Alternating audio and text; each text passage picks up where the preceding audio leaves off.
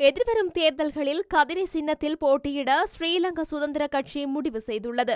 நேற்று நடைபெற்ற கட்சியின் மத்திய குழு கூட்டத்தில் இந்த முடிவு எடுக்கப்பட்டதாக முன்னாள் நாடாளுமன்ற உறுப்பினர் துஷ்மந்த மித்ரபால தெரிவித்துள்ளார். உள்ளூராட்சி தேர்தலில் தமது கட்சி கதிரை சின்னத்தில் போட்டியிடும் என ஸ்ரீலங்கா சுதந்திர கட்சியின் பொதுச் செயலாளர் துமிந்த திசாநாயக்க தெரிவித்துள்ளார். தேர்தல்கள் ஆணைக்குழு இன்னமும் தேர்தல் வர்த்தமானியை வெளியிடவில்லை. நாம் ஸ்ரீலங்கா சுதந்திர கட்சியின் கதிரை சின்னத்தில் போட்டியிடுவோம். அதற்கு தயாராக உள்ளோம். வேட்புமனுக்கள் எப்போது தாக்கல் செய்யப்படும், எந்த திகதியில் நடைபெறும் என்பதற்காக எங்கள் வேட்பாளர்கள் காத்திருக்கின்றார்கள். விரைவில் வெளியிடப்படும் என்று நம்புகின்றோம்.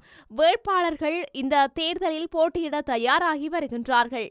இதேவேளை தற்போதைய அரசாங்கம் மூலம் முன்வைக்கப்பட்ட இந்த வரவு செலவு திட்டம் வரவிருக்கும் உள்ளூராட்சி தேர்தலில் அவர்களின் வெற்றிக்காகவே என்பது மிக தெளிவாக தெரிகின்றது. ஜனாதிபதி தேர்தலில் மக்கள் ஏமாற்றப்பட்டது போலவே உள்ளூராட்சி தேர்தலிலும் ஓரளவுக்கு மக்களை ஏமாற்றும் வகையில் வரவு செலவு திட்டம் வடிவமைக்கப்பட்டுள்ளது எனவும் துமிந்த திசாநாயக்க சுட்டிக்காட்டியுள்ளார்.